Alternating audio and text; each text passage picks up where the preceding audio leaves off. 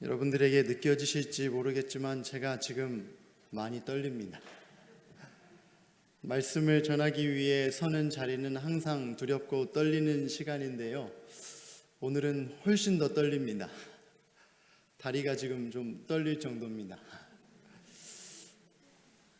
이 자리에 앉아 계신 장로님들 중에는 30년 전에 이 교회가 세워질 때 이 앞마당에서 뛰어놀던 어린 시절 이 어린 철부지 개구장이 어린이의 모습을 기억하고 계신 분들도 계실 줄로 믿습니다.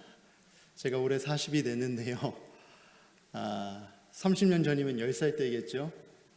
그보다 더 전에는 중앙교회에 있을 때 여름방학이면 또 기회가 될 때면 할아버지가 계신 이 광주로 늘 발걸음을 옮겼던 그 추억이 있는 곳입니다. 선지자가 고향에서 환영받지 못한다는 말씀이 있죠. 광주는 저에게 고향 같은 곳입니다. 이곳에서 오래 살지는 않았지만 제가 여기서 태어났습니다.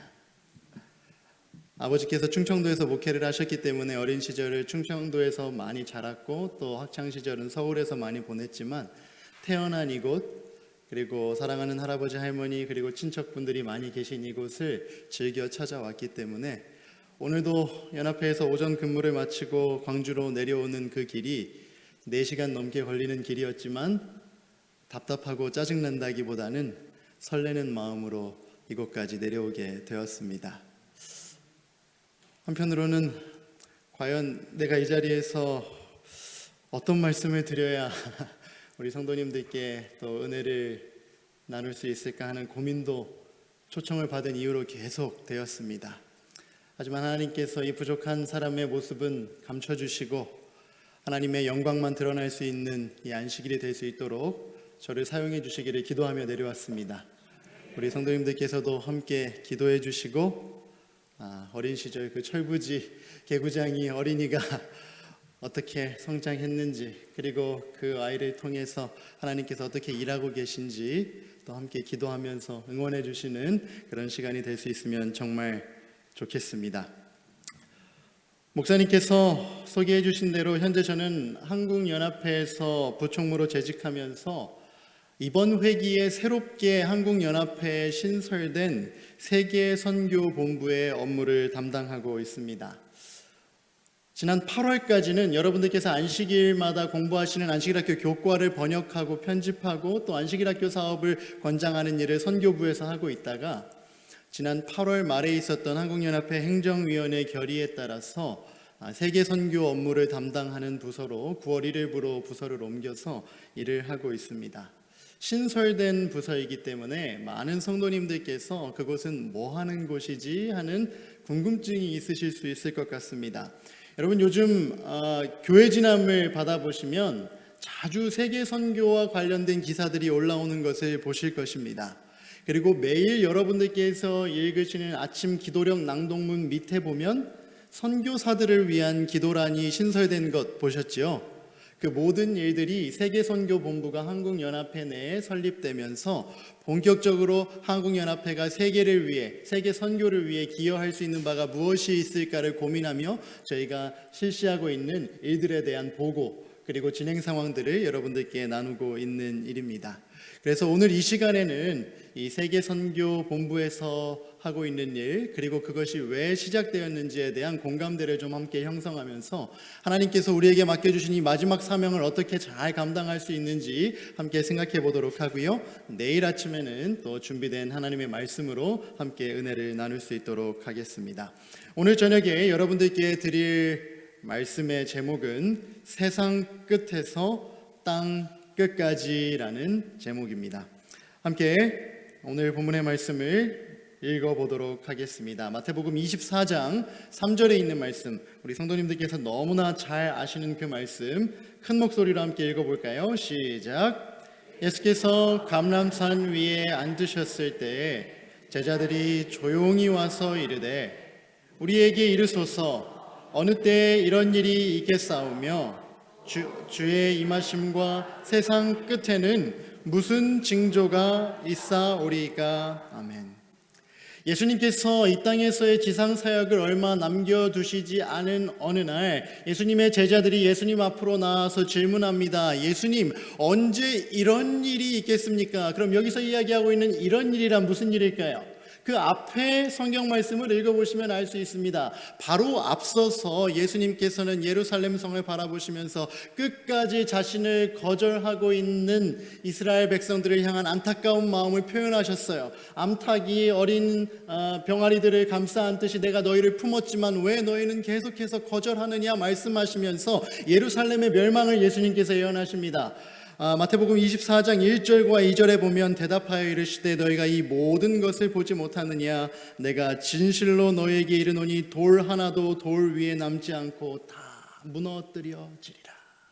예수님께서 그렇게 말씀하셨어요. 이 이야기를 들은 제자들이 궁금한 거죠. 그러면 예수님, 도대체 이 일이, 예수님께서 지금 방금 말씀하셨던 그 일이 도대체 언제 일어나겠으며 또 예수님의 임하심과 세상 끝에는 어떤 일이 있겠습니까? 무슨 징조가 있겠습니까? 라고 질문을 한 것입니다. 이 질문에 대한 대답이 무엇이었는지 여러분들께서는 이미 너무 잘 알고 계시기 때문에 제가 다 읽지 않겠습니다. 마태복음 24장, 재림 성도들이 너무나 잘 알고 있는 재림의 징조들이 기록되어 있는 책이지요. 예수님께서 말씀하십니다. 거짓 선지자들의 미혹을 조심하고 또 전쟁의 소문이 있을 것이고 기근이 있을 것이고 지진이 있을 것이고 성도들을 향한 박해가 있을 것이고 사랑이 식어져 없어질 것이다. 이것이 세상 끝에 다가올 징조다라고 예수님께서 분명히 말씀해 주셨습니다. 여러분, 그러면 이 말씀에 의하면 우리가 지금 살아가고 있는 이 시대, 세상 끝에 이르러 가고 있는 것 맞습니까? 예수님께서 말씀하신 세상 끝에 일어날 징조들이 지금 우리 주변에서 많이 일어나고 있나요? 맞습니다. 예수님께서 하신 말씀이 진리고 진실이라면 예수님의 말씀에 따라 우리는 정말 세상 끝에 살아가고 있는 사람들입니다. 그리고 이제 머지않아 정말 예수님께서 말씀하신 주의 나라가 임하는 그 끝이 다가올 것입니다. 근데 그 끝을 살아가고 있는 우리들에게 예수님께서 이 세상을 떠나가시기 전에 주고 가신 사명이 있어요. 1세기 사도들과 1세기 그리스도인들에게만 주신 사명이 아니라 세상 끝에 살아가게 될 모든 믿는 자들에게 하나님께서 주신 사명이 이것입니다. 사도행전 1장 8절의 말씀 같이 한번 또 읽어볼까요? 오직 성령이 시작.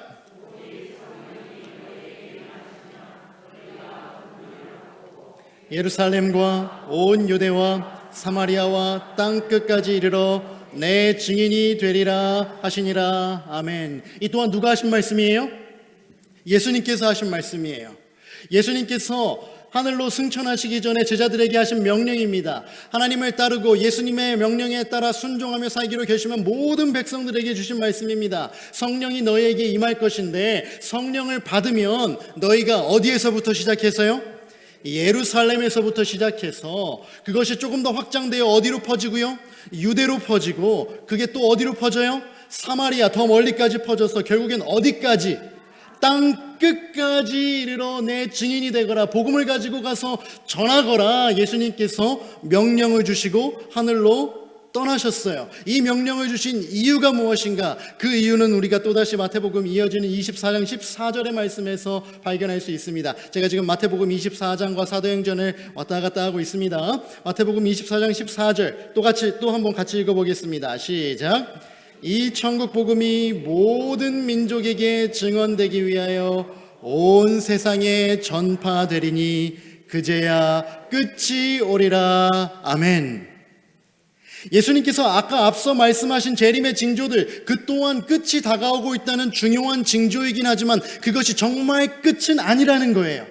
끝이 다가오고 있음을 알려주는 경고 사인이지 진짜 끝이 오기 위해서는 어떤 일이 벌어져야 된다고요? 온 세상에 뭐가 전해져야 돼요? 복음이 전해져야 돼요. 그렇기 때문에 예수님께서 승천하시기 전에 제자들에게 부탁하신 거예요. 어디에서부터 시작했어요? 예루살렘에서부터 시작해서 유대와 사마리아와 어디까지요? 땅 끝까지 복음을 전하거라. 그래야 내가 뭐 할 수 있으니까? 다시 올 수 있으니까. 세상 끝에 살고 있는 우리들에게 하나님께서 주신 사명이 무엇이라고요? 땅 끝까지 가서 복음을 전하라는 거예요. 예루살렘에서만 복음 전하고 끝나라고 말씀하지 않으셨어요. 유대 땅까지만 가서 복음 전하고 이 정도면 됐구나라고 만족하지 말라 말씀하셨어요. 그걸 넘어서, 지경을 넘어서 너희가 그렇게 미워하는 사마리아 사람들이 있는 그 땅까지 가서, 아니 그것도 끝이 아니야. 어디까지 가서? 너희 눈에 지금 보이지도 않고 그 사람들이 어디 있는지 알지도 못하는 그 땅 끝까지 가서 내가 너에게 가르쳐준 이 복음, 십자가 복음을 전해야지만 마침내 이 세상 끝이 이를 것이고 내가 이 땅에 다시 임하여 새로운 세상이 열리게 될 수 있을 거야. 그러니 세상 끝에 살아가고 있는 나의 백성들아, 땅 끝까지 가서 내가 너에게 맡겨준 복음을 전하거라라는 대사명을 주고 떠나신 것이 예수님께서 우리에게 맡겨주신 사명이심을 기억할 수 있게 되기를 간절히 바랍니다. 화이트 선지자께서도 그래서 이렇게 말씀하셨습니다. 진리의 빛은 어디까지요? 땅 끝까지 밝히 비춰져야 한다. 우리는 주님의 동역자로서 성령의 거룩해 하심을 입어 더욱 밝은 빛을 비추기 위하여 기도해야 한다. 광주, 서구, 남구, 북구 여기에 만족하면 된다고요? 안 된다고요? 아니에요. 전라남도, 북도, 대한민국, 북한 그 지경을 넘어서 땅 끝까지 하나님께서 우리에게 허락하신 그 땅 끝까지 복음이 전파될 때 비로소 끝이 오겠다는 것입니다. 그래서 화이트 선지자께서는 또 이어서 이렇게 말씀하십니다. 교회 증언 9권 49페이지에 있는 말씀, 우리 교인들은 국내 선교에 깊은 관심을 가져야 한다. 제가 제대로 읽었습니까? 뭐가 빠졌죠? 네, 우리 교인들은 국내뿐만 아니라, 물론 화이트 부인께서 이 글을 쓰셨을 때는 미국에 계셨겠죠. 대상은 미국에 있는 성도들이었겠지만 결국은 우리 모두에게 하시는 말씀입니다. 국내와 해외의 선교에 깊은 관심을 가져야 한다. 그들이 새로운 지역에 진리의 깃발을 세우고자 자기 희생의 노력을 할 때 하나님의 축복이 그들에게 임할 것이다. 아멘. 우리 재림 성도들이 가지고 있는 자부심 중에 하나가 있습니다. 그 자부심이 무엇인지 여러분들 아십니까? 우리는 어떤 교회의 일원이에요? 세계 교회의 일원이다라고 이야기해요.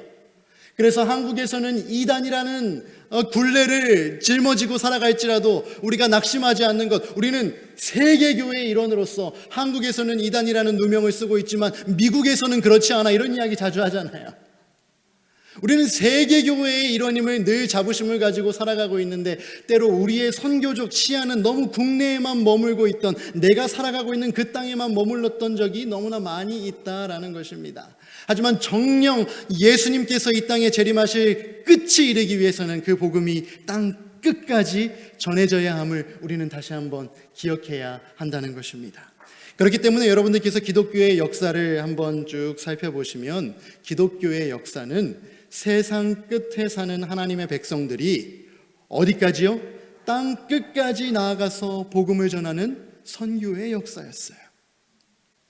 그 선교의 역사가 이어져서 대한민국 땅에도 복음의 씨앗이 뿌려진 것입니다. 각 시대를 살아가고 있던 모든 그리스도인들은 자기들이 살고 있던 시대가 세상 끝이 되기를 바랬어요. 예수님이 곧 재림하기를 원했기 때문이죠. 1세기를 살아가고 있던 초기 기독교 교인들도, 사도들도 자기들이 살아있는 동안 누가 오실 줄 알았어요? 예수님께서 오실 줄 알았어요. 그렇기 때문에 예수님께서 자기들에게 맡겨준 이 선교 사명을 가지고 그들의 시야에서 가능한 한 땅 끝까지 나가서 복음을 전한 것입니다. 그렇게 복음이 전해져서 미국 땅에 복음의 씨앗이 심겨졌고, 그 미국 땅에서 시작된 재림운동이 1900년대 초기에 한국 땅에까지 전달되게 되었고, 그 결과 오늘 우리가 대한민국 땅 광주광역시 이곳 서중앙교회에서 재림 성도로서 예수님의 재림을 기다리며 신앙하고 있는 것 아니겠습니까? 그러므로 우리는 세계교회의 빚진 자들일까요? 엄청난 빚을 진 자들입니다. 왜요? 누군가가 먼저 우리에게 와서 복음의 씨앗을 뿌려주지 않았다면, 재림 기별을 이 땅에 전해주지 않았다면 우리는 재림 성도로서, 남은 무리의 사명을 가진 자들로서, 세천사의 기별을 땅끝까지 전해야 될 사명을 가진 자들로서 이 땅에서 살아갈 수 없는 자들이 될 뻔했거든요. 여러분, 서울에 가면 양화진 외국인 선교사 묘원이라는 곳이 있습니다. 혹시 가보신 분이 있으실까요? 들어보신 분은 계신가요?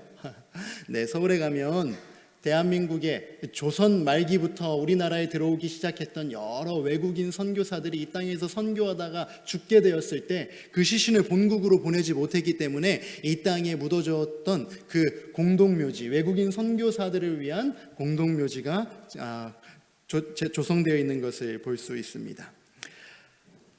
우리나라 최초의 근대 병원이었던 제중원에서 봉사하던 존 헤론이라는 선교사가 있었습니다. 이 선교사가 29살에 최초의 의료 선교사로서, 우리 재림교인은 아닙니다. 기독교 역사, 한국 기독교 역사 가운데서 최초의 의료 선교사로서 우리나라에 와서 조선 왕실과 연결이 되었고, 그렇게 제중원에서 봉사를 하다가 5년 동안 의사로서 근대 의학을 가지고, 현대 의학을 가지고 봉사하다가 5년 만에 병에 걸려 죽었어요. 이 사람이 죽었는데 이제 묻어줄 곳이 필요한데, 당시 조선의 규칙은 사대문 안에 사람의 시신을 묻을 수가 없었어요. 사람을 묻기 위해서는 사대문 밖으로 나가야 하는데, 이 서양인을 어디에다 묻을까를 동료 선교사들이 고민을 하다가 고종 황제에게 면담 신청을 하고, 이 시신을 어디에다 묻을 수 있겠습니까? 했을 때 고종 황제께서 하사한 땅이 이 양화진이라는 지역입니다. 그 이래로 이 양화진 지역에 이 땅에서 사역했던 여러 선교사들, 그리고 선교사들뿐만 아니라 외국인 중에 이 땅에 살고 있던 사람들이 그곳에 묻히게 되는 일이 있었습니다. 여러분, 이 지도를 한번 살펴보시기 바랍니다. 1880년대 정치적인 지형도를 나타낸 지도다라고 기록되어 있습니다. 미국은 왼쪽 끝에 있고요. 현재 대한민국은 어디에 있다고 보이십니까? 빨간색으로 동그라미가 쳐져 있죠? 오른쪽 끝에 있어요. 당시만 해도 조선 땅, 대한민국 땅이라는 것이 미국 사람들에게 잘 알려져 있었을까요? 거의 알려져 있지 않은 땅이었어요. 그러므로 미국 사람들에게 대한민국 조선 땅은 어떤 곳과 마찬가지였을까요? 땅 끝과 마찬가지였을 거예요. 지도를 자세히 살펴보시면요, 우리 코리아라는 단어가 어디에도 보이지 않습니다. 저 동그라미 안에도 코리아는 존재하지 않아요. 자세히 글씨가 좀 작아서 안 보이시겠지만 제가 읽어드리면 Empire of Japan, 일본 제국이라고 써졌어요. 그 노란색 일본 제국에 대한민국까지, 조선 땅까지 포함되어 있는 거예요. 그러니까 당시만 해도 세계에 살고 있던 사람들이 조선에 대해 알고 있는 것이 전무했습니다. 그냥 일본 제국의 한 부분으로 붙어있는 땅이 조선 땅이다라고 생각하고 있던 그 시기에 1880년대에 조선이라는 땅이 있고, 그 조선 땅이 너무나 가난하고 그곳에 하나님의 복음이 필요하다는 소식이 서방 세계에 알려지기 시작합니다. 그리고 그 소식을 들은 서방 세계의 선교사들, 우리나라에 처음 들어왔던 개신교 선교사들입니다. 알렌 선교사, 언더우드, 아펜젤러, 여러분들 좀 들어보신 이름들이 있을 거예요. 연세대학을 세우신 분, 그렇죠? 우리나라에 와서 우리나라의 유명한 대학들, 유명한 병원들 설립하시면서 복음 사업을 위해 목숨 바쳐 일하신 초기 기독교 선교사들입니다.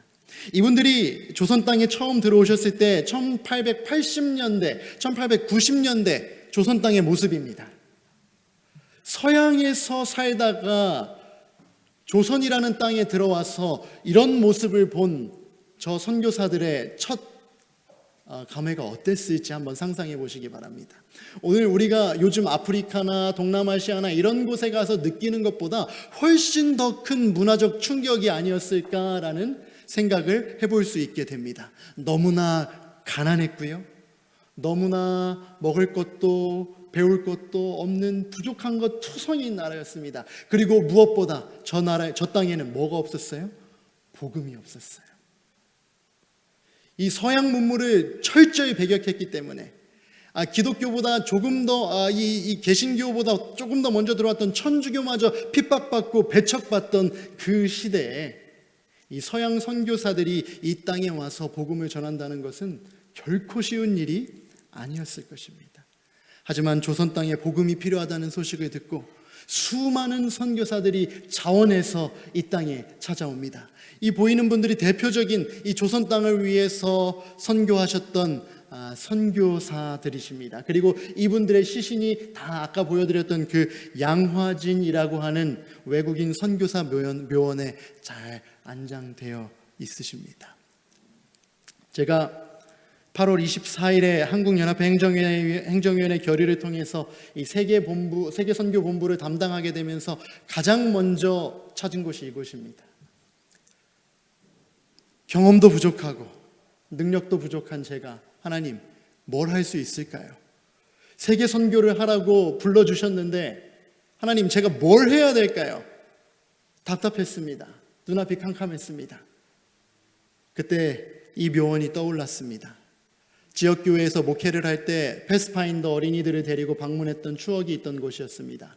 그래서 어느 안식일 오후에 8월 마지막 안식일이었습니다. 8월 안식일 마지막 안식일 오후에 이곳에 가서 한 4시간 정도를 그곳에 머무르면서 그곳에 새겨진 묘비 하나의 글귀를 살펴보면서 그분들이 조선 땅에 100년도 넘는 그 전에 세월에 이 땅에 찾아와서 복음을 전하면서 어떤 마음으로 복음을 전했을까에 대한 묵상을 해보면서 기도하며 하나님 저에게 이 선교사들의 마음을 허락해 주시옵소서 기도했습니다. 땅끝까지 가서 복음을 전하라 했던 그 하나님의 말씀에 순종했던 초기 선교사들의 사명감이 저의 마음속에도 심겨질 수 있게 도와주시고 이 사역이 한국 땅에 있는 수많은 성도들의 마음을 감동케 해주셔서 한국 성도들의 헌신을 통하여 세계 선교의 횃불이 활활 타오를 수 있도록 우리 한국 재림교회를 사용해 주시옵소서라고 간절히 기도했습니다. 우리 재림교회의 역사를 한번 살펴봐도 처음부터 이렇게 세계 선교를 힘쓰는 교회는 아니었습니다. 예루살렘과 유대와 사마리아와 땅 끝까지 나아가서 복음을 전하라 하셨던 예수님의 말씀처럼 이 세계적인 선교가 확산되기까지 거쳐야 했던 역사가 있었습니다. 1844년부터 1850년대까지는 소위 이 닫힌 문이라는 신학적 개념이 초기 재림 신자들 사이에 있었어요. 이 안식일 기별을 받아들이고 재림 운동에 참여한 사람들만 뭐 할 수 있다는 거예요?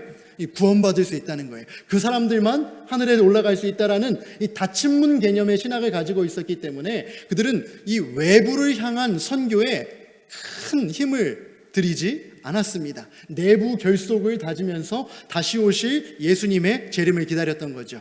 12제자가 다락방에서 열심히 기도하면서 성령 받기를 위해 준비했던 것처럼 그 닫힌 문 안에 있었던 재림 성도들, 이 안식일을 지키기로 결심한 그 사람들만 이제 함께 격려하면서 다시 오실 예수님을 위해 준비하고 있었던 것이죠. 그런데 이게 전부가 아니라는 사실을 하나님의 인도하심 속에서 깨닫기 시작합니다. 안식일 기별이 점점 더 많은 개신교인들 사이에서 받아들여지는 거예요. 그러다 보니까 선구자들 사이에 그게 아니구나. 1850년대부터 1870년대까지 이 북미, 미국 지역에 있는 사람들에게 복음을 전하기 시작합니다. 그 땅에 있는 다른 교파에 있는 개신교인들에게 재림 기별을 전하면서 여러분들에게도 구원의 기회가 있습니다라고 초청하기 시작합니다. 그런데 또 하나님께서 그들에게 빛을 주시기 시작하십니다. 유대에서 끝날 것이 아니라 사마리아까지 가거라. 그래서 서방 세계, 유럽 세계에 있는 이 기독교 문화권에 있는 사람들에게 복음을 전하기 위해서 선교사들을 파송하기 시작합니다. 이때가 바로 우리 제7일 안식일 예수 재림교회 최초 해외 선교사이셨던 J.N. 앤드류스 목사님께서 스위스로 선교사로 파송되셨던 때입니다. 이때 첫 해외 선교사가 미국을 벗어나서 파송되었던 것이지요. 그렇게 복음을 전해보니 복음에 반응하는 사람들이 점점점 더 많아지는 것입니다.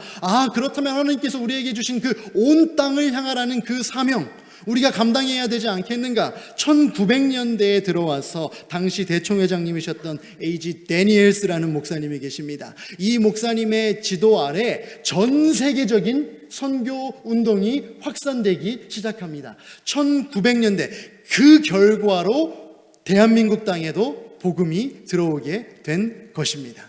1904년도 이제 2년 후면 우리나라에서 이제 선교 120주년을 기념하게 될 텐데요. 그렇게 1904년도에 처음으로 재림기별이 이 한반도에 뿌리를 내리게 됩니다. 처음으로 한국 땅을 밟았던 재림교회 선교사들이십니다. 오른편 사진에 있는 것이 스미스 목사님, 목회자로서 처음 대한민국 이 조선 땅에 오셨던 선교사시고요. 그 옆에 있는 조그만 네모 안에 들어있는 이 샤펜버그 선교사님, 이 선교사님은 첫 번째 교육 선교사이십니다. 우리가 보고 있는 예언의 신, 시대의 소망, 각시대 대쟁투, 이 모든 책들을 번역해 나가기 시작한 첫 번째 선교사님이십니다. 교육 선교사. 그리고 그 아래에 있는 선교사님은 러셀 선교사님이신데요, 최초의 의료 선교사이십니다. 이 선교사님을 통해서 순환 의료원이 설립이 되고 후에 서울에 삼육의료원이 생기게 되는 것이지요. 이렇게 땅 끝까지 복음을 전하라는 하나님의 명령이 점차적으로 재림교회의 신학적 이해가 밝아지면서 자리 잡게 되었고, 그 결과로 이 한국 땅에도 복음이 들어오게 된 것입니다. 그리고 세월이 흘러서 처음으로, 이제 우리나라 역사 속에 처음으로 외국인 선교사가 와서 영어를 가르치기 시작한 것이 우리 교단입니다. SDA 영어 학원을 통해서 외국인 선교사들이 이 땅에 복음을 전했던 그 역사가 우리 한국 땅의 선교 역사 속에 있음을 우리는 결코 잊어서는 안 되겠습니다. 몇 가지 중요한 통계적인 숫자들을 여러분들과 함께 살펴보려고 합니다. 여러분, 이 25라는 숫자가 세계 재림교회 가운데서 무엇을 상징하는 숫자일까요? 작년에 발표된 재림교회 대총회에서 발표된 통계에 근거한 숫자입니다. 25는요, 현재 전 세계적으로 25초에 한 명씩 재림교인이 침례를 받고 있다라고 이야기합니다. 한국 땅에서 선교가 정체되어 있는 것처럼 보이지만 하나님께서는 전 세계적으로 계속해서 재림운동을 확산시키고 계신다는 거예요. 25초에 한 명씩. 그렇게 계산을 해보면 하루에 몇 명이 침례를 받는 거냐면요, 하루에 3,000명 이상이 침례를 받고 있다라는 거예요. 저는 이 통계를 보고 마음이 너무 기쁘고 감격스러웠어요. 왜냐하면 저에게 항상 부담이 되었던 선지자의 글이 있었거든요. 이 실물교훈 118쪽에 보면 이런 말씀이 있습니다. 사도들이 아버지의 독생자의 영광을 드러냈을 때 하루에 3,000명이 회개하고 믿었다. 우리 이 사도행전의 기록을 통해 잘 알고 있죠. 그런데 조금 더 내려와 보시면 노란 표시가 되어 있죠. 이와 같은 일이 오늘날에도 반복되어야 하고 그때보다 더욱 큰 권능으로 반복되어야 한다. 저는 이 말씀을 볼 때마다 너무 부담이 됐어요. 하루에 3,000명씩 침례를 주는 일이 어떻게 가능하단 말인가. 조금 창피한 이야기지만 한국 재림교회 2022년도 2분기까지 침례자 5개 합해 실적이 몇 명인지 여러분들 아십니까? 700명이 안 돼요. 6월 말 통계가. 그런데 이런 통계를 보고 있으면서 어떻게 하루에 3,000명씩 침례를 줄 수 있다는 말이 성취될 것인가? 저는 마음에 늘 부담이 됐어요. 그런데 이제 세계 선교를 담당하고 이 통계를 바라보면서 하나님께서 하루에 3,000명씩 침례를 받는다는 것이 내가 섬기고 있는 이 땅에서만 있는 일이 아니라 하나님께서 구원하시고자 하는 전 세계적인 이 지구상에서 일어나는 일일 수 있겠구나.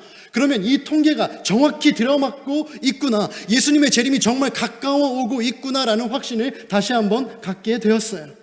한국은 조금 더디 갈지 모르겠지만 미국과 서방 세계와 같은 선진국들은 선교가 점점 힘들어가고 있을지 모르겠지만 여전히 복음을 듣지 못한 미전도 종족들이 살아가고 있는 그 땅에서는 복음의 능력이 날마다 발휘되고 있고 하루에 3,000명 넘는 사람들이 재림교인으로 거듭나고 있다라는 사실을 보게 되었습니다. 여러분 아멘이십니까?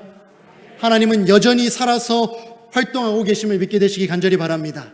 내가 선교하려고 노력하는데 그 결실이 눈앞에 보이지 않는다고 하여 낙심하지 않게 되시기를 간절히 바랍니다. 우리는 우리가 해야 할 일을 하면 됩니다. 우리가 있는 곳에서 그 결실을 다 거두지 못할지라도 하나님께서는 어딘가에서 나와 똑같이 하나님의 사명에 충성을 다하고 있는 사람을 통하여 하나님께서 이루고자 하시는 마지막 사명을 이루고 계심을 기억하시게 되길 간절히 바랍니다. 그 사명을 다하는 서중앙교회가 되리라 확신합니다. 또 다른 숫자를 보여드립니다. 3.5라는 숫자가 있습니다. 3.5라는 숫자는 무엇을 나타내는 숫자일까요? 3.5는 3.5시간마다 전 세계에서 3.5시간마다 한 개의 교회가 개척되어 가고 있다라고 합니다. 이 교회는 이렇게 거창한 교회가 아닐 수 있습니다. 가정교회일 수도 있고요, 소그룹 교회일 수도 있고요, 저기 아프리카 다가설 수도 없는 그런 종족들이 복음을 접하고 자기들끼리 원두막 아래서 함께 예배드리는 곳일 수도 있습니다. 이렇게 교회처럼 함께 예배하는 자들이 조직되어 가고 있는 숫자가 3.5시간마다 한 개씩, 그래서 1년에는 2,500개 이상의 재림교회와 예배드리는 집회소가 만들어져 가고 있다라는 사실입니다. 이러한 사실이 우리에게 위로가 될까요? 하나님이 여전히 살아계시고 기독교를 통해 하나님께서 이 시대의 마지막 이 소망의 빛을 주고 계심을 우리가 확신할 수 있을까요? 우리가 아무리 손가락질 받는다 할지라도 포기함이 없으신 하나님께서는 지금 이 순간에도, 제가 지금 오늘 한 시간 설교하는 이 시간 동안에도 수많은 영혼들이 거듭나고 있음을 믿음의 눈으로 볼 수 있게 되기를 간절히 바랍니다. 이러한 결과들을 볼 때 한국연합회도 국내에 정체된 선교 상황 속에서 그 돌파구를 찾기 위해 노력하는 것도 중요하겠지만 우리가 세계 선교를 위해 일익을 담당해야 하지 않을까. 왜냐하면 우리도 이제 먹고 살 만큼 하나님의 축복을 많이 받았어요. 받은 은혜를 이제 뭐 할 때가 된 거예요? 나눠줄 때가 된 것이 아닐까라는 생각을 하면서 이번 36회기의 핵심 사역 중에 하나로 세계 선교를 위한 역할 증대를 선정하고 이 세계 선교 본부를 연합회 내에 설립하게 된 것입니다. 그리고 이 세계 선교 본부가 중점적으로 선교하기 위해 노력하고 있는 지역이 있습니다. 그 지역이 바로 선교적인 용어로 10-40창이라고 불리는 지역입니다. 영어로 더 많이 사용하는 1040 window라고 이야기하는데요. 그 10-40창이 어디냐면요, 북위 10도에서부터 북위 40도 사이에 있는 나라들이 포함되어 있는 지역인데, 전 세계적으로 기독교 복음이 가장 들어가 있지 않은 나라가 밀집되어 있는 지역입니다. 왜 그러냐? 자세히 보시면 저 지역이 세계 주요 종교가 다 발생한 곳이에요.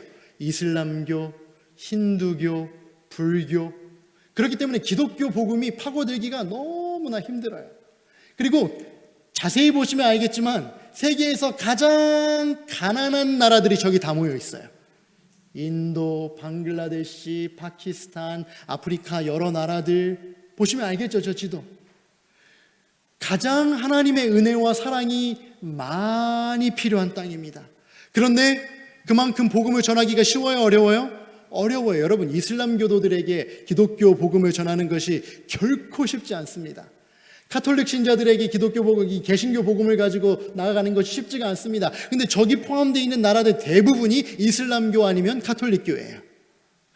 그래서 저기 복음 화율이, 저 보시기 바랍니다. 미전도 종족 31억 6천 명이 저 안에 살고 있대요.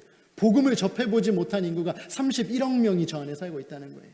여러분, 저 지역을 바라보시는 하나님의 마음이 어떠시겠어요? 통계를 한번 잠깐 볼까요? 저 위에 검은 박스에 있는 곳이 그 10-40창에 있는 지역의 재림교회 현황입니다. 그리고 회색 박스가 그 10-40 외 지역, 대한민국을 포함한 미국과 이제 더 복음화된 지역의 통계예요. 국가는 69개, 166개. 근데 인구수를 한번 보시기 바랍니다. 국가 수는 적은데 인구 수는 몇 배나 더 많아요? 네, 거의 2배 이상이 더 저 지역에 많습니다. 그런데 교회 수는 훨씬 적고요, 교인 수도 훨씬 적고요. 그 아래 표에 보시면 기관 숫자 턱없이 부족합니다. 복음을 전해야 되는데 복음을 전할 돈도 없고 인력도 부족하고 기관도 부족해요. 이 지역을 위해 누가 일해야겠습니까? 저 사람들은 하나님께서 알아서 구원하시도록 내버려두고 우리는 우리 먹고 살기에 바쁘게 우리끼리 지지고 볶고 예수님 맞이할 준비하면 우리 준비됐습니다 이렇게 하면 만족할 수 있을까요? 그래서는 안 되겠다라는 우리가 생각을 해보게 되는 거죠. 그래서 이 10-40창이라고 불리는 이 지역을 우리의 세계 선교 관심 지역으로 삼고 이 지역은 한국 재림교회만 관심을 가지고 있는 지역이 아니라 대총회적으로도 이 마지막 시대 사명을 이루기 위해 우리가 집중해야 되는 지역이다라고 선포하고 이 지역 선교를 위해 온 노력을 총동원하고 있는 지역이 바로 이 1040 지역입니다. 이 안에 대한민국도 사실 포함은 돼 있어요. 그러나 한국은 이미 복음이 많이 전파되었고 특별히 재림기별도 많이 전파되었으므로 1040 창지역 복음이 전파되어야 할 지역을 구분할 때 한국은 빠집니다. 네. 필리핀도 빠져요. 필리핀도 있지만 필리핀도 빠져요. 왜냐하면 필리핀도 복음화가 상당히 많이 진척되어 있는 나라이기 때문입니다. 그래서 이 1040 창지역의 복음을 전해야 하는데 이것은 재림교회만의 관심사항이 아닙니다. 이것은 개신교 신문인데요. 개신교 선교 신문에 보면 그 신문들에서도 개신교에서도 이 1040 지역에 우리가 복음을 전해야 한다. 그래야 세상 끝이 이룰 수 있다. 하나님께서 맡겨주신 사명을 감당할 수 있다. 지금 기독교계가 전반적으로 관심을 두고 선교하기 위해 노력하는 지역이 이 지역인데 이 지역 선교를 위해서 필요한 게 있어요. 이 지역은 사람만 보낸다고 해서 일이 되질 않아요. 사람과 함께 뭣도 보내야 돼요? 돈을 보내야 돼요. 왜냐하면 너무 가난해서 그들 스스로 할 수 있는 게 없어요. 그리고 너무 이슬람교와 힌두교와 불교와 카톨릭교의 교세가 세서 직접적으로 성경을 가지고 찾아가면 선교사들이 목숨을 부지하지 못할 가능성이 높아요. 그래서 선교사들이 대한민국 땅에 와서 가장 먼저 했던 게 무엇입니까, 여러분? 외국 선교사들이 조선 땅에 와서 가장 먼저 했던 게 성경 가르치는 일이었을까요? 제일 먼저 했던 일은 뭐예요? 학교와 병원 세우는 일이었어요. 그렇게 나라의 호의를 사는 겁니다. 사람들과 관계를 맺어가는 거예요. 그렇기 때문에 똑같은 선교 전력이 이 1040 지역에도 필요하다는 거예요. 그곳에 가서 학교를 세우고 병원을 세우고 우물을 파주고 그렇게 그들에게 우리의 선한 영향력을 끼침으로 복음이 들어갈 수 있는 길을 열어가는 일들을 우리가 시작해야 된다는 거예요. 그래서 저희가 세계선교본부를 설립하면서 내세운 프로젝트가 하나 있습니다. 1040 미션 프로젝트라고 불리는데요.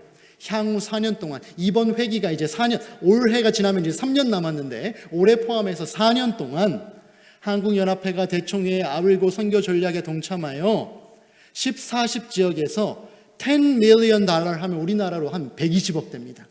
120억 자금을 모아서 1040 창 지역에 투자하여 세계 복음화에 한국 교회가 기여하도록 하자 하는 목표를 가지고 우리가 세계 선교 사업에 뛰어든 것입니다. 여러분, 아까도 말씀드렸죠? 스미스 목사님과 샤펜버그 선교사님께서 순환 사역자 양성학교 36대학교의 전신입니다. 이 학교를 설립하셨는데 이분들이 이 학교를 설립할 때 돈이 필요하잖아요. 조선 땅에 돈이 없어요. 그래서 이 학교를 설립하기 위해 미국에 있는 가족들에게 전화하고 편지해서 후원금을 받아오셨어요. 그렇게 받아오신 돈이 350불이었대요. 350불, 오늘날로 말하면 한 50만 원 정도 되는 돈입니다. 그런데 당시에는요, 20불이면 한 3만 원이면 집 한 채를 사던 때래요. 그러면 20불인데 20불에 집 한 채 살 수 있는데 그보다 10배가 넘는 돈이니까 큰 돈입니까? 네. 그 돈을 미국 본토에서 모금해 오셔서 그 자금으로 36대학교의 전신인 순환사역자 양성학교를 설립한 거예요. 그 대학이 성장해서 지금 세계에서 가장 큰 재림교회 대학이 됐어요. 재학생이 6천 명이 넘는 전 세계에서 가장 큰 재림교회 대학으로 성장한 거예요. 그러면 우리 한국에 있는 재림 성도들은 세계교회에 빚진 게 좀 있을까요? 저 350불 갚아야죠. 저기서부터 시작됐다니까요. 그러면 36병원은 어떻게 생겨났을까? 이 러셀 박사님이 이 샤펜버그 선교사님 집을 빌려서 그 환자들을 보는데 감당이 안 돼요. 그 집에서 병원을 세워야 돼요. 돈이 있어요? 없어요? 없어요. 그래서 또 미국에 편지를 씁니다. 조선 땅에 병원을 세워야 되는데 돈이 없습니다. 그렇게 해서 모금하신 돈이 200불. 그 돈으로 서울에 이제 순안에서 서울로 이동하셔서 처음 그 선교 본부가 순안에서 서울로 옮겨지면서 처음 세운 병원, 삼육병원의 전신, 그 병원이 1909년도에 설립되는데 그 200불로 시작된 것입니다. 여러분, 광주에 계셔서 나는 삼육병원 별로 안 가니까 빚진 거 없어 이렇게 말하면 될까요? 광주에도 삼육병원이 있지 않나요?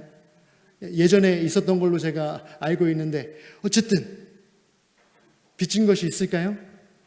갚아야죠. 받고 모른 척하면 안 되잖아요.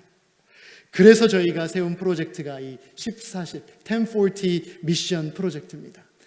그동안 한국교회는 이미 세계 선교를 위해 많은 일들을 하고 있긴 했습니다. 교회들마다 여름이면 해외 선교 봉사대도 가고요, 외국에서 봉사하고 계신 목사님들에게 후원금을 보내기도 하고요. 하지만 그런 것들이 그냥 우리들만의 리그로 끝나버렸어요. 우리가 무슨 일을 하고 있는지 아무도 몰라요. 우리끼리만 좋은 일 하고 거기서 끝나버렸어요. 하지만 한국교회가 얼마나 이 세계 선교를 위해 기여하고 있는지 세계교회와 협력할 필요가 있겠다. 요즘은 자기 홍보의 시대라고 이야기하지 않습니까? 한국교회, 여러분 이번 6월 달에 대총회가 열렸습니다. 미국에서 대총회가 열렸는데 수많은 지도자들을 선출하는데 그 중에 아시아 사람은 단 한 사람도 선출되지 않았어요. 그 무슨 부부장이나 무슨 다른 직분으로 아시아계가 몇 분 계시긴 한데 그 가운데 한국 사람의 이름은 단 한 명도 찾아볼 수가 없습니다. 한국연합회는 전 세계적으로 5손가락에 드는 연합회 사이즈를 가지고 있어요. 선교 역량도 그렇게 가지고 있어요. 하지만 늘 우리의 일은 우리의 리그에서 끝났기 때문에 세계교회에서 한국교회가 무엇을 기여하고 있는지 알지를 못해요. 그래서 우리가 어떻게 하면 세계교회와 협력해서 일할 수 있을까? 세계교회라고 자랑하면서 늘 우리끼리만 일하면 돼야 안 돼요? 세계교회 일원답게 일해보자 해서 이 프로젝트를 가지고 대총회에 있는 지도자들과 우리가 협력하기 시작했습니다. 정 가운데 계신 분이 대총회 총무님이시고요, 그 옆에 계신 분이 전임 지회장님이신 김시영 목사님이시죠. 우리가 함께 회의했습니다. 한국교회가 세계 선교를 위해 기여하고 싶습니다. 무엇을 해야 할까요? 1040 창의 선교 에너지를 집중해 주십시오라는 요청을 저희가 받았습니다. 그럼 그렇게 하겠습니다. 저희가 프로젝트를 계획하겠습니다 라고 계획하자 대총회 총무님께서 우리에게 보내오신 메시지입니다. 재림교회는 한 나라 한 연합회만 잘 되면 그런 조직이 아닙니다. 세계 선교에 적극적으로 나선 한국연합회와 부가태주회에게 큰 감사를 표합니다. 이제는 한국재림교회가 그동안 세계교회로부터 받은 빚을 갚을 때가 되었습니다. 1040 미션 프로젝트는 그 첫걸음이 될 것이고 세계 선교에 집중하는 한국연합회의 노력으로 인해 세계교회만 부흥하는 게 아니라 어디도 부흥하게 되기 바란다고요? 지역교회도 부흥하기 바란다. 재림교회 역사 가운데 1900년도의 초기는 미국에서 재림교회가 정체기에 빠졌을 때입니다. 재림교회 성장이 정체기에 빠지게 되자 대총회장님께서 이 정체기를 극복하기 위해 꺼내든 카드가 세계선교 카드였어요. 세계선교를 통해서 뜨거워진 마음들이 다시 본국으로 전해져서 본국에도 선교의 열정이 사라지기를 기대하면서 벌인 것이 세계선교일이었는데, 그와 같은 일이 한국연합회에도 일어나기를 저희는 기도하면서 이 사업을 진행하고 있습니다. 해외에 돈 보내고 끝내는 것이 아니라 해외를 지원하면서 그곳에서부터 들려오는 선교의 소식이 한국에 있는 교회들에게도 긍정적인 영향을 미쳐서 한국 교회도 함께 성장하기를 저희가 기도하며 기대하고 있는 것입니다. 대총회 세계선교본부장님께서도 말씀하셨습니다. 한국연합회에 이 세계선교 소식을 들으니 온몸에 전율이 흐른다고요. 한국교회가 가지고 있는 그 에너지와 역량을 세계선교를 위해 동원해 주심을 진심으로 감사하다. 처음으로 한국연합회가 대총회와 협업해서 프로젝트를 진행하는 것입니다. 한국교회 120년 역사상 처음으로 한국연합회가 대총회와 함께 프로젝트를 진행하고 있는 거예요. 이 기회를 통해서 대총회 지도자들이 함께 모이는 곳에서 우리가 이 프로젝트를 소개했고요. 우리 세계 선교 가장 큰 권위를 가지고 있는 대총회 선교위원회에서 이 프로젝트를 소개하고 우리가 돕기 원합니다. 도움이 필요한 곳들은 우리에게 요청하십시오. 우리가 그곳으로 가겠습니다. 선언했습니다. 그렇게 해서 작년 9월부터 올 9월까지 7개의 1차 미션 프로젝트를 저희가 진행했습니다. 그리고 그 내용을 여러분들께서 교회 지나면서 요즘 계속해서 보고 계신 것입니다. 7개의 프로젝트 총 11억 원을 저희가 지원하는 사업을 1년 동안 펼쳤는데요. 에티오피아에 1억 8천만 원, 실업학교, 직업학교를 건축해줬고요. 네팔에 교회를 개척하고 예언의 신을 지원하는 일에 1억 가까운 돈을 후원했고요. 중동 A 국가, 우리가 어디라고 이야기할 수 없어요. 이 나라는 그 국가를 언급하는 순간 위험에 빠져요. 그래서 그 중동에 있는 어느 곳에 선교센터를 설립하기 위해 저희가 2억 원을 후원했습니다. 그리고 또 몽골의 신학교 설립하기 위해 4억 원 기부했다. 제림마을 기사를 통해 보신 분 계실 것입니다. 그리고 아프리카 말라위에 교회를 2곳 건축해줬고요. 그리고 필리핀에 교회 개척 2곳, 그리고 한 곳 더 요청이 들어와서 3곳까지 이렇게 해서 총 11억 2천만 원의 프로젝트를 저희가 올 9월까지 1차 완료했습니다. 이 돈이 어디서 났느냐? 이 돈은요, 기존의 한국연합회에서 가지고 있던 예산에서 나온 돈이 영원입니다. 기존에 우리가 가지고 있던 예산을 사용한 것이 아니라 1년 동안 우리 세계선교본부 신탁본부에서 성도님들을 만나고 교회들을 방문해서 받은 후원금을 통해 조성한 금액이었습니다. 어떤 분들은 10만 원, 20만 원, 어떤 분들은 이 CMS 전화를 통해 기부하는 10,000원, 5,000원 이런 기부를 통해서 1년 동안 모여진 금액이 있습니다. 그리고 130여 분의 전국에 계신 성도님들께서 세계선교 홍보대사로 지원해 주셔서 그 성도님들의 도움으로 제가 설교하러 올라오기 20분 전에 확인한 결과 1년 2개월 동안 모금된 금액이 얼마입니까? 16억 원을 넘어섰습니다. 하나님께서 한국교회를 축복해 주실 수밖에 없는 이유가 여기 있다고 생각합니다. 1년이라는 짧은 기간 동안 전국에 계신 많은 성도님들께서 세계 선교를 향한 한국연합회의 열정에, 선교 사명에 공감해 주셨고 그렇게 크고 작은 마음을 모아주셨는데 그 결과가 1년 안쪽으로 16억 원이 모금이 된 것입니다. 그 결과 네팔에 예언의 신이 보내졌고요. 말라위에 이렇게 쓰러져 가던 교회에 지금 교회가 세워지고 있습니다. 이번 9월에 저희가 지원금을 보냈기 때문에 지금 교회가 건축되고 있을 것이고 그것에 대한 보고를 우리가 또 받게 될 것입니다. 에티오피아의 전정건 목사님께서 요즘 열심히 사역하고 계신데 그곳에 직업학교를 짓기 위한 기공식이 열렸습니다. 이 사역을 위해서도 우리가 함께 후원을 했습니다. 그리고 몽골의 최초의 신학대학교를 설립하기 위해 저희가 2억 원, 또 예언의 신 2억 원 해서 총 4억 원을 기부했어요. 아까 말씀드렸던 중동 A 국가의 선교센터를 구입할 수 있도록 저희가 후원을 했고 이 건물을 구입해서 중동 지역에서 넘어오는 난민들을 대상으로 한 선교가 지금 이 순간에도 호남 앞에 출신 기노혁 목사님을 통해서 진행되고 있습니다. 필리핀에 이렇게 멋진 3개의 교회가 지어졌어요. 바나나 나무 아래서 예배드리던 성도들이 한국에서 보내준 선교 지원금을 가지고 이렇게 멋진, 얼마나 저 교회는 저도 다니고 싶을 정도예요. 멋진 교회가 이렇게 한국교회의 성도들의 헌신으로 지어지고 있습니다.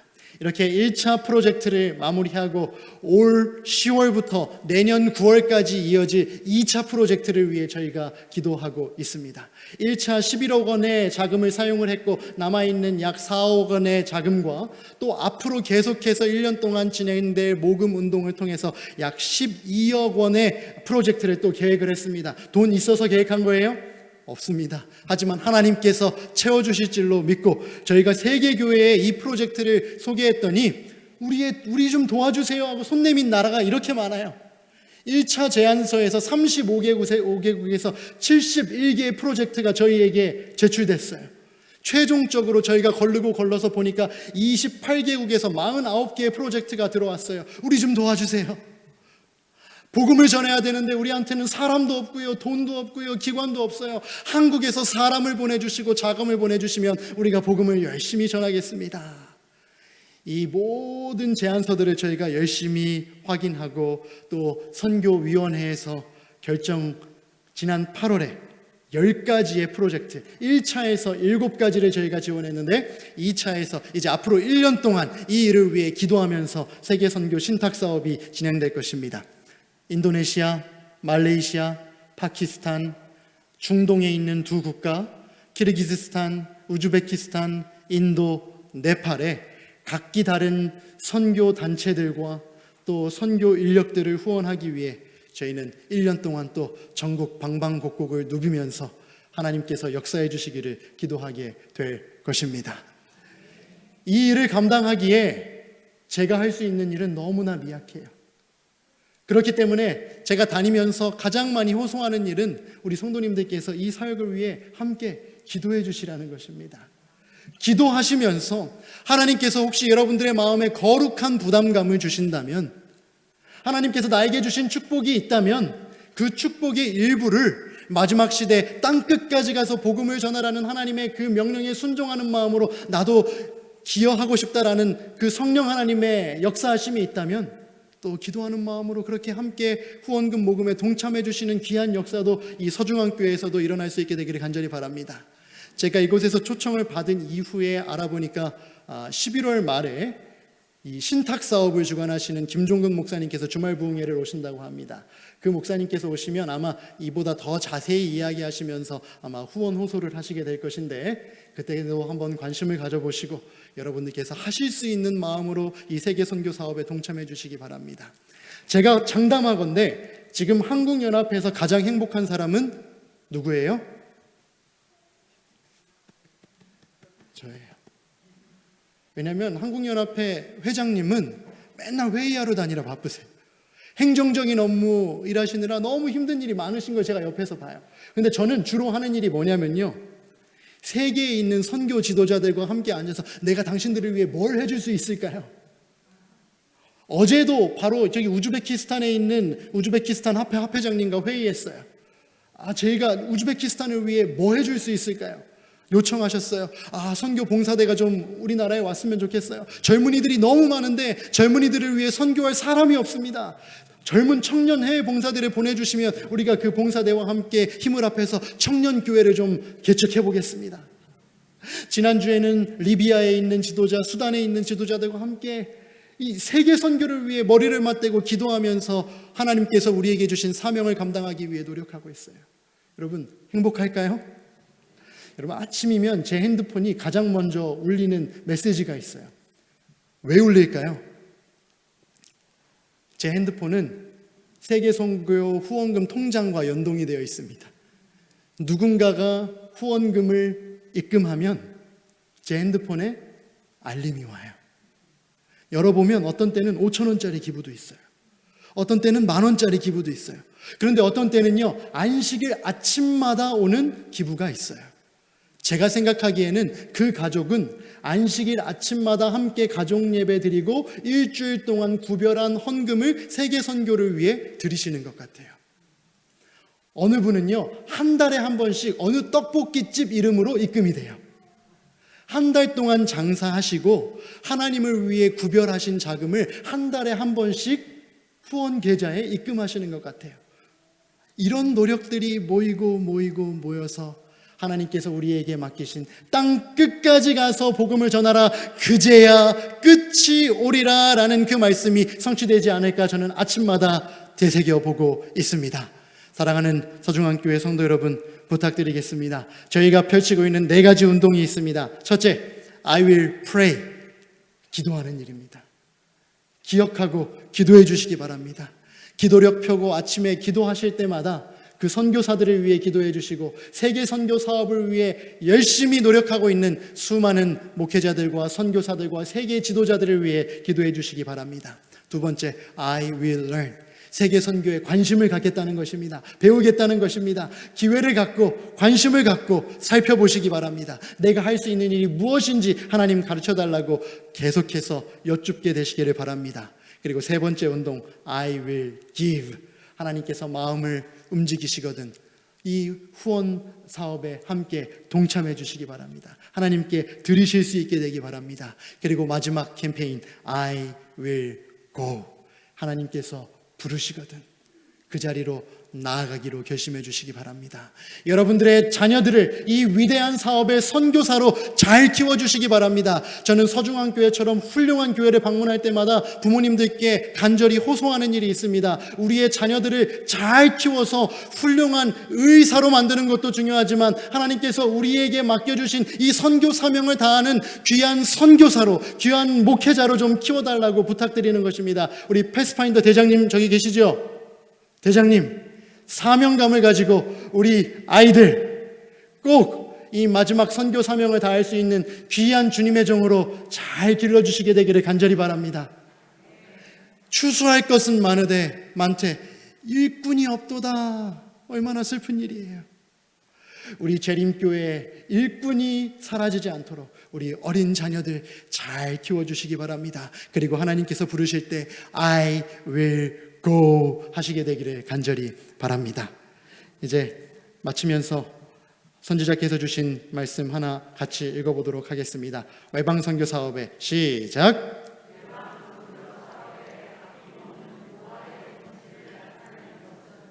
국내 선교 사업을 향상케 하는 틀림없는 방법이다. 다른 사람의 필요를 도우려고 일할 때 우리 영혼은 모든 힘의 근원과 접촉하게 된다. 하나님께서는 외방 선교지를 위해 나타내는 당신의 백성들의 모든 선교적 열심을 주목하신다. 아멘. 빨간 글씨. 외방 선교의 선교 사업에 투자하는 것. 한국 선교 사업도 정체되는데 무슨 외방 선교 사업이에요? 이렇게 말씀하시는 분들이 종종 계세요. 그런데 선지자께서 말씀하셨죠. 외방 선교 사업에 아낌없는 무아의 정신을 나타내는 것은 어디의 선교 사업을요? 국내 선교 사업을 향상케 하는 틀림없는 방법이다.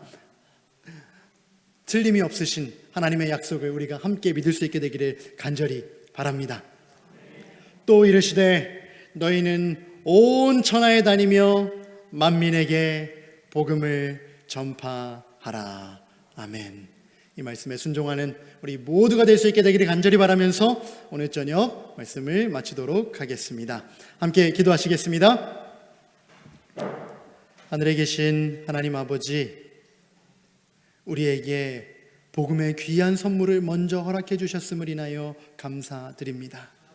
하지만 우리에게 그 복음의 기별이 들려지기까지 이 복음이 이 땅에 심겨지도록 헌신했던 누군가가 있었음을 기억할 수 있게 도와주시옵소서. 그리고 그들은 땅 끝까지 가서 복음을 전하라는 하나님의 명령에 순종했던 자들임을 기억할 수 있게 도와주시옵소서. 그리고 그 똑같은 명령이 오늘 세상 끝에 살아가고 있는 우리에게 주어진 하나님의 간절한 호소임을 기억할 수 있게 도와주시옵소서. 정말 예수님이 속히 이 땅에 오시기를 간절히 원합니다. 그 일이 이루어지기 위해서 먼저 이루어져야 할 일이 있습니다. 하나님의 복음이 땅끝까지 전해져야 합니다. 그 일을 위해 우리가 함께 동역할 수 있게 도와주시옵소서. 한국연합회가 목적을 가지고 하나님과 함께 계획했고 또 진행하고 있는 이 사역에 한국에 있는 여러 교회들이 함께 관심 가지고 동역할 수 있게 도와주시고, 오늘 이 말씀을 들은 광주 서중앙교회 성도들도 함께 마음을 합하여 마지막 시대 우리에게 맡겨진 이 귀한 사명 넉넉히 감당하게 해주심으로 예수님 속히 재림하셔서 우리 모두 다 영원한 하나님의 나라에서 영원히 행복하게 살 수 있게 주님 은총 내려 입혀 주시옵소서. 예수님의 이름으로 간절히 축원하옵나이다. 아멘.